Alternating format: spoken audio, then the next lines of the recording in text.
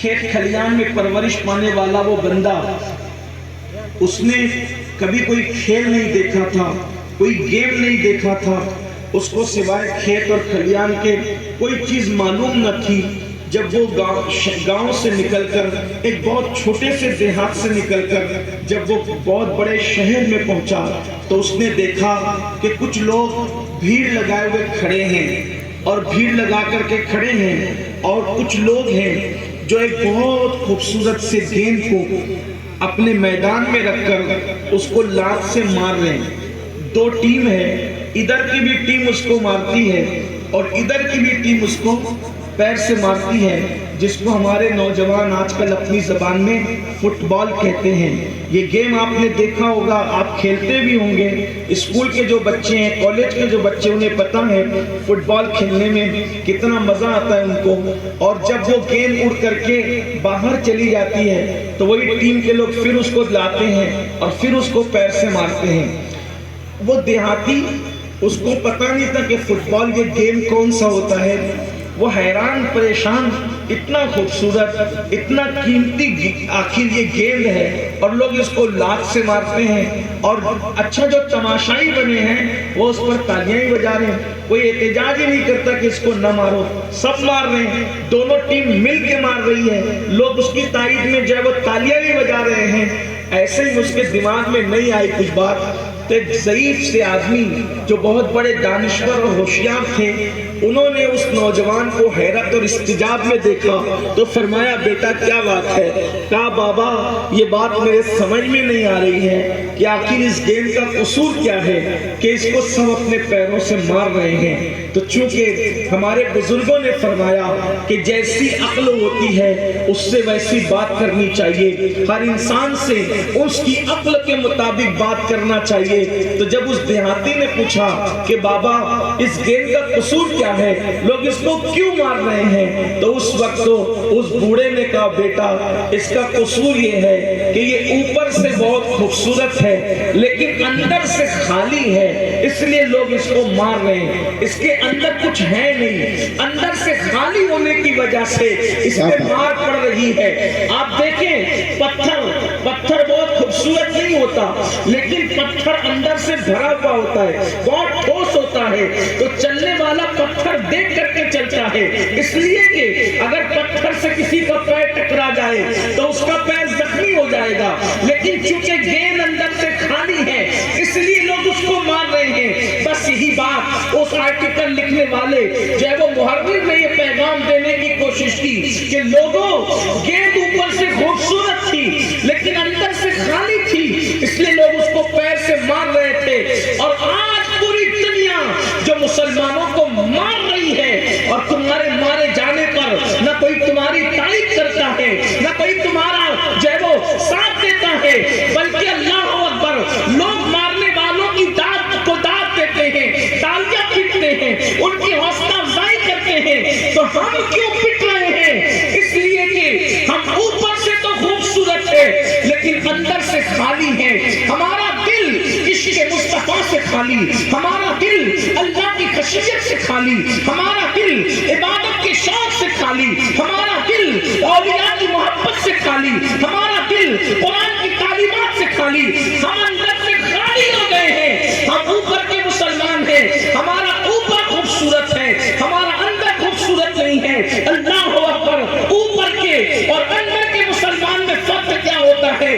صرف ایک بات کہہ کے اپنی بات مکمل کر لیتا ہوں، میرے تمام جوانوں سے میری گزارش ہے اس کو دل کے کانوں سے سننا، یاد رکھنا انقلاب ایسے نہیں آتا کہ تم اوپرا اوپری کے مسلمان بنو۔ نام عبداللہ، عبد الرحمن، عبد السلام، غلام محمد، غلام مصطفیٰ، حضور کی کیا غلامی کر رہے ہیں، اللہ کی کیا بندگی کر رہے ہیں، اپنی طبیعت کے مطابق زندگی گزار رہے ہیں۔ وقت نماز آتا ہے تو گیم کھیلنے بیٹھے ہیں، وقت عبادت آتا ہے تو دوستوں کے ساتھ ہیں، ماں باپ کے ساتھ فرما برداری کر کے اچھا سلوک کرنے کی بجائے نافرمانی ہے۔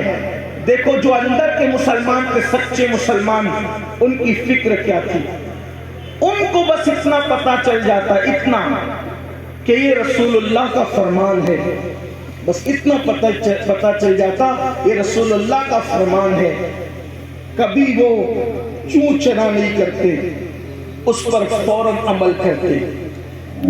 ایک روایت میں آتا ہے کہ اللہ کے رسول صلی اللہ علیہ وآلہ وسلم ایک دن خطبہ ارشاد فرما رہے تھے، یعنی حضور واعظ کر رہے تھے، تقریر کر رہے تھے، خطاب فرما رہے تھے مسجد نبوی شریف کے اندر، اور صحابہ کرام مسجد میں آتے گئے حتیٰ کہ مسجد پوری بھر گئی، اور جب پوری مسجد بھر گئی تو بعد میں پیچھے سے آنے والے لوگ مسجد میں کھڑے رہنے لگے، جیسے میرے کچھ بھائی جگہ نہیں ہونے کی وجہ سے کھڑے گئے، ایسے صحابہ کرام جو ہے مسجد نبوی کے اندر پیچھے کی طرف کھڑے ہو گئے۔ بہت دھیان سے سننا، سچے مسلمانوں کی نشانی اور پھر اس کی برکتیں کیا ہیں، اللہ اکبر۔ جب وہ کھڑے ہو گئے پیچھے تو اللہ کے حبیب علیہ السلام نے جب ان کو کھڑے ہوئے دیکھا تو اللہ کے حبیب علیہ السلام نے ان پر محبت اور شفقت کرتے ہوئے فرمایا، اے میرے اصحاب، اے میرے صحابہ، تم میں جو جہاں جس حالت میں ہے وہ وہیں پہ بیٹھ جائے۔ اللہ کے رسول علیہ السلام کا جملہ کیا تھا؟ اے میرے صحابہ، تم میں جو جس حالت میں، جو جہاں ہے جس حالت میں وہ وہیں بیٹھ جائے۔ اب صحابہ کرام کو تو حضور نے فرما دیا کہ جو جہاں ہے وہ وہیں بیٹھ جائے، تو وہ صحابہ کرام وہیں جہاں تھا وہاں بیٹھ گیا۔ اب آپ مجھے بتائیں، آپ نے اس سے کیا سمجھا کہ اللہ کے رسول علیہ السلام نے یہ بات کس سے فرمائی؟ جو لوگ مسجد کے اندر تھے انہی سے تو فرمائی۔ بات سمجھ آتی ہے کہ نہیں؟ کس سے کہی حضور نے یہ بات؟ آقا علیہ السلام کو مخاطب کون تھا؟ صحابہ کرام تھے۔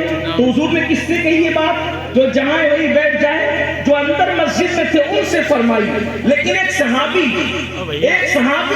لکڑی کا گٹھا لے کر کے، ایک صحابی لکڑی کا گٹھا لے کر کے مسجد کے باہر سے جا رہے تھے، ان کے سر میں لکڑی کا گٹھا تھا۔ جب انہوں نے اللہ کے رسول کی یہ آواز سنی، اے میرے صحابہ، جو جہاں ہے وہی بیٹھ جاؤ، تو وہ صحابی لکڑی کا گٹھا اپنے سر پہ لے کر مسجد کے قریب سے جا رہے تھے، ان کے کان میں آواز آئی، وہ لکڑی کا گٹھا لے کر وہیں پر بیٹھ گئے۔ وہ صحابی لکڑی کا گٹھا لے کر وہیں پہ بیٹھ گئے۔ جب محفل ختم ہوئی، سارے صحابہ اپنے اپنے گھروں کو جانے لگے اور اپنے اپنے گھر کے لیے نکلے، تو فاروق اعظم نے اس صحابی کو دیکھا کہ وہ لکڑی کا گٹھا لے کر ابھی تک راستے میں روڈ پر بیٹھے ہوئے ہیں۔ تو فاروق اعظم نے کہا، ارے تم کو کیا ہو گیا؟ تم لکڑی کا گٹھا لے کر کے سر پر یہاں راستے میں روڈ پر بیٹھے ہو، ہٹو یہاں سے۔ فاروق اعظم رضی اللہ تعالیٰ عنہ کو انہوں نے کہا، اے عمر، کیا تم کو پتہ نہیں کہ اللہ کے رسول نے فرمایا جو جس حالت میں جہاں ہے وہیں پر بیٹھ جائے؟ تو جب حضور کی یہ آواز میرے کانوں میں آئی تھی تو اس وقت میں لکڑی کا گٹھا لے کر یہاں سے جا رہا تھا، تو میرے محبوب نے فرمایا کہ جو جہاں ہے وہیں پہ بیٹھ جائے، تو میں یہاں پر بیٹھ گیا۔ فاروق اعظم نے ہنس کے کہا، او اللہ کے بندے، حضور نے یہ بات تم سے تھوڑی کہی تھی، وہ تو جو مسجد کے اندر تھے، حضور نے یہ بات ان سے کہی تھی۔ تو انہوں نے جواب دیا، عمر مجھے یہ خبر نہیں، عمر مجھے اس سے کوئی غرض نہیں کہ یہ بات کس سے کہی گئی۔ عشق کا تقاضا یہ ہے کہ جب محبوب کی بات کان میں آ جائے، عشق کا تقاضا یہ ہے کہ جب میرا محبوب کہے اور ان کی بات کان میں پہنچ جائے تو کس سے کہی کس سے نہیں کہی، اس سے مجھے کوئی مطلب نہیں، یہ میرے نبی کا حکم تھا، اس لیے عمل کرنا میرے لیے ضروری ہے۔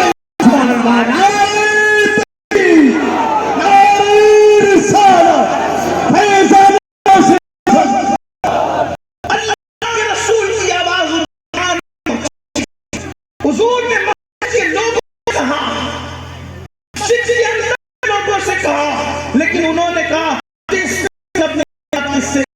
حضور کی آواز میرے کان میں آئی، مجھ پر عمل کرنا لازم ہو گیا۔ آپ سے پوچھنا چاہتا ہوں، ہم بھی رسول کا دعویٰ کرتے ہیں، ہم محبت رسول کا دعویٰ کرتے ہیں، بولو رسول اللہ کی آواز کیا ہمارے کانوں میں نہیں ہے؟ میرے اللہ نے فرمایا کہ میری آنکھوں کی ٹھنڈک نماز میں ہے، نماز میں میری آنکھوں کی ٹھنڈک ہے۔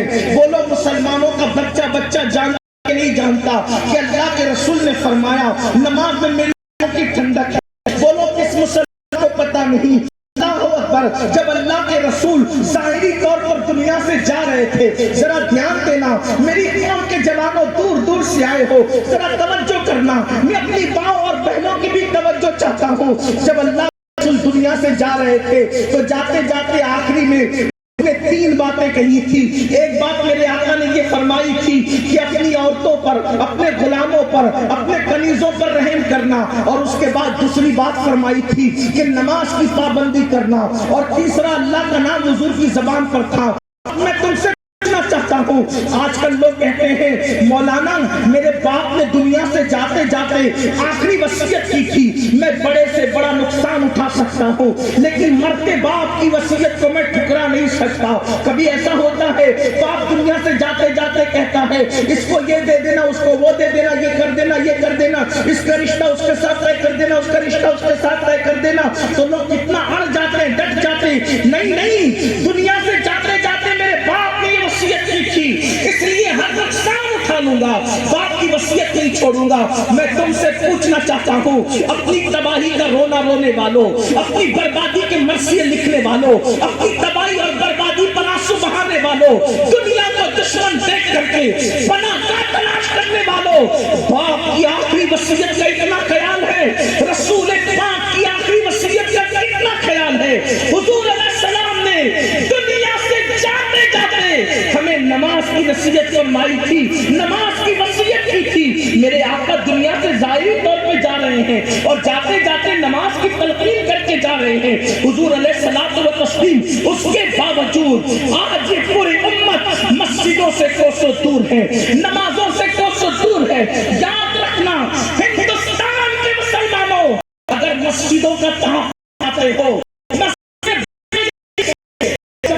مسجدوں کے اندر سجدے نہیں کریں گے، مسجدوں کو سجدوں سے آباد نہیں کریں گے، اس وقت نہ ہم بچتے ہیں نہ مسجدیں بچ سکتی ہیں. مسجدوں کو تحفظ دینا ہے، پہلے سجدوں سے مسجدوں کو آباد کرو، اور اپنے آپ تحفظ دینا ہے تو بھی مسجدوں کو سجدوں سے آباد کرو. اللہ اکبر. میرے پیارے آقا صلی اللہ تعالی علیہ وسلم کے پیارے دیوانوں، آج ہر مسلمان کو پتا ہے کہ اللہ کے رسول نے فرمایا کہ داڑھی رکھنا.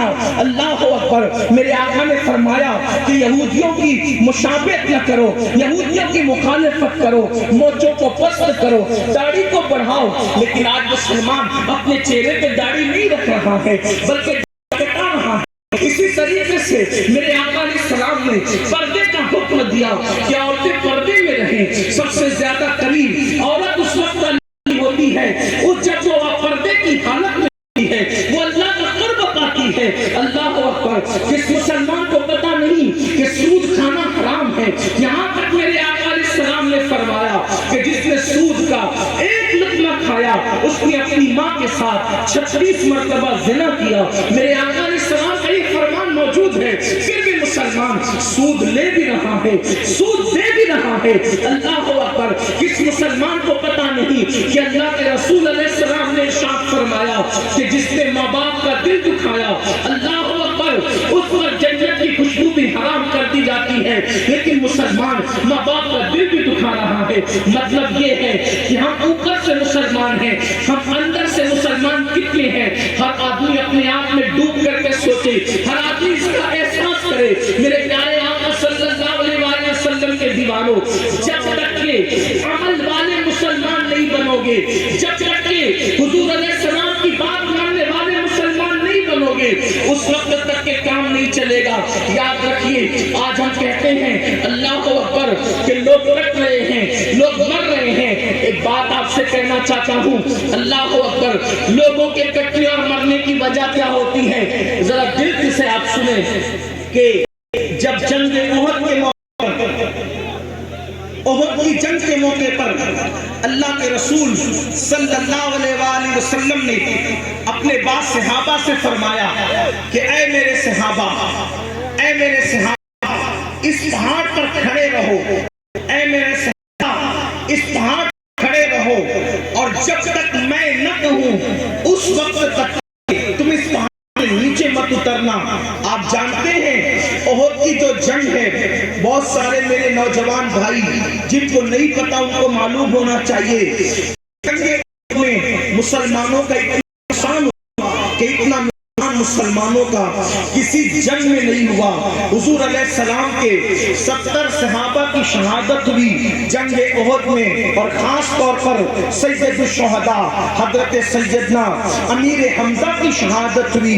اور حضرت امیر حمزہ کی شہادت اتنی دردناک ہے کہ آپ کا کلیجہ چبایا گیا، آپ کا کلیجہ چبایا گیا، آپ کے ہونٹ کاٹے گئے، آپ کی ناک کاٹی گئی، آپ کے کان کاٹے گئے، اور اس کے بعد آپ کے ہونٹوں کو، آپ کی ناک کو، آپ کی انگلیوں کو، آپ کی زبان کو اللہ اکبر ایک سوئی کے ذریعے سے رسی میں پرو کر اس کے جو ہے وہ زیورات بنائے گئے، بازو بند بنائے گئے، ہار بنائے گئے، پیر کے پازیب بنائے گئے، اور یہ سب بنا کر کے کچھ عورتوں نے پہنا، اور پہننے کے بعد پہن کر وہ مکے میں داخل ہوئی. خاتون نے رضی اللہ تعالیٰ عنہ کا کلیجے کو کچا چبانے کی کوشش کی. حضرت مصعب ابن عمیر، عبداللہ ابن جہش، ان جیسے 70 صحابہ شہید ہوئے. اللہ اکبر. اسی پر بس نہیں، یہ شہادتیں اپنی جگہ برحق ہے اور بڑی قیمتی ہے، لیکن اللہ اکبر رسول اللہ کے 2 دانت دندان مبارک کے کنارے شہید ہوئے. حضور علیہ السلام کو ان کی سواری سے نیچے کی طرف ڈال دیا گیا، حضور کے گھٹنے پھوٹ گئے. اللہ اکبر. حضور اکرم صلی اللہ علیہ وسلم کے گھٹنے زخمی ہو گئے. اللہ اکبر. حضور علیہ السلام کے گالوں کے اندر جو ہے لوہے کی کڑیاں گھس گئی اور خون کی پھواریں نکلنے لگی.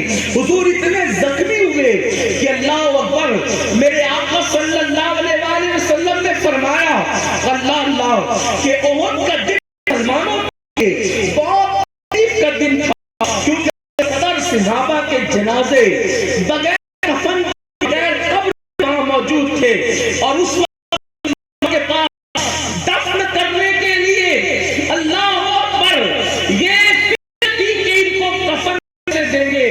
یہ بھی اسلام کی خوبصورت تعریف ہے کہ اللہ جب ان شہیدوں کو دفن کیا جاتا تھا تو مسلمان کے پاس اتنا کپڑا نہیں تھا کہ وہ شہیدوں کو کفن دے سکتے. اللہ اکبر. کو گھاس ان کے بدن پہ گھاس ڈال کر ان کو قبر میں دفن کیا گیا. بعض لوگوں پر چادر ڈالی گئی، کھولا جاتا، سر ڈھکا جاتا تو پیر کھل جاتے، پیر ڈھکے تو سر کھل جاتے. یہ حالت تھی، یہ کیفیت تھی. ان حالات میں مسلمانوں نے جو ہے اللہ اکبر دین کی خدمت کی. لیکن ایک بات آپ سے کہنا چاہتا ہوں، یہ 70 صحابہ کی شہادت، یہ رسول اللہ کے گالوں میں کڑیوں کا گھس جانا، یہ رسول اللہ کا زخمی ہونا، حضور کے نام کا شہید ہونا، کتنا بڑا نقصان تھا مسلمان کا. یہ نقصان کیوں ہوا؟ اس لیے کہ اللہ کے حبیب علیہ السلام نے اپنے اے میرے صحابہ جبل روما پہ کھڑے اس وقت تک تم نیچے بلکہ یہاں آیا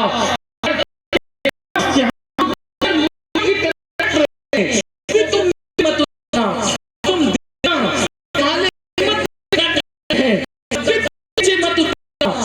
کیا جب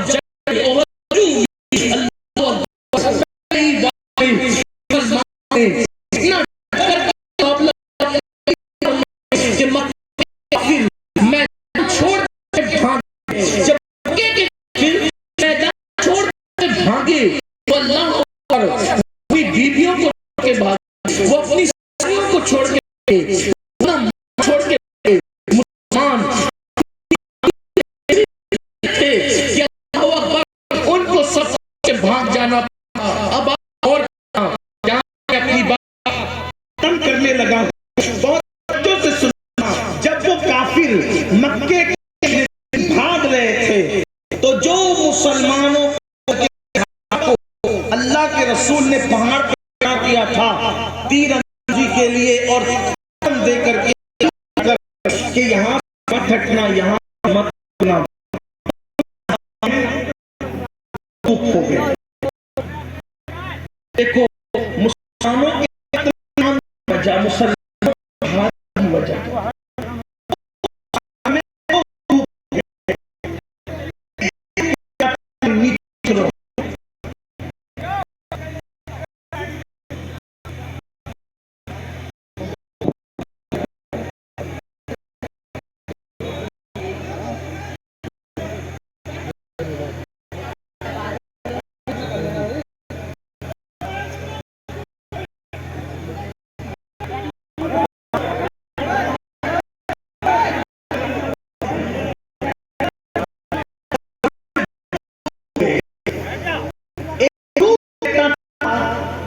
کہ ہمیں نیچے اتر جانا چاہیے. یہ ختم ہو گئی ہے. دوسرا گروپ کہتا نہیں, اللہ نے رسول فرمایا کہ جب تک میں نہ تب تک پیچھے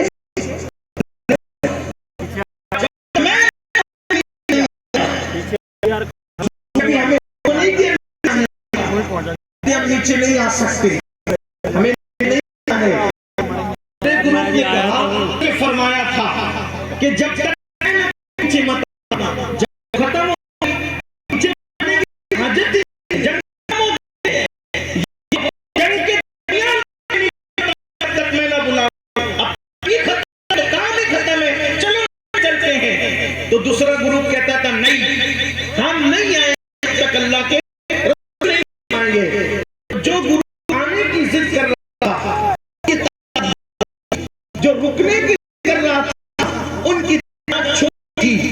پھر کیا انہوں نے کہا جس کو ہے وہ جاؤ, رسول اللہ کا فرمان ہمارے لیے نہیں آتا, ہم یہ پہاڑ چھوڑ کر کے ہٹنے کو تیار نہیں ہیں. اور دوسرا گروپ دڑ دڑ کر کے نیچے گیا. جیسے نیچے آیا, مکے کے مشرک میدان چھوڑ کر کے جب انہوں نے دیکھا کہ وہ پہاڑی پر اللہ مدینہ شریف دیکھنا, بی بی پہاڑی جبل روما کے نام سے مشہور ہے, چھوٹی سی پہاڑی, زیادہ بڑی نہیں ہے. جب مکے کے مشرک چھوڑ کے بھاگ رہے تھے اپنی بیویوں کو, اپنے ماں کو, اپنی ساتھیوں کو, وہ سب مانے گھر چھوڑ کے کھانے پینے کی چیزیں چھوڑ کر کے بھاگ رہے تھے, تو اس وقت جو ہے انہوں نے دیکھا کہ اس پہاڑی پر ابھی کچھ ہے نہیں, ہے نہیں, تو انہوں نے جو ہے وہ حملہ کر دیا. مسلمان یہ سوچ رہے تھے کہ مکہ کے مشرکین تو بھاگ چکے ہیں, تو جا چکے ہیں, ادھر یہ جنگ پوزیشن میں تھے نہیں.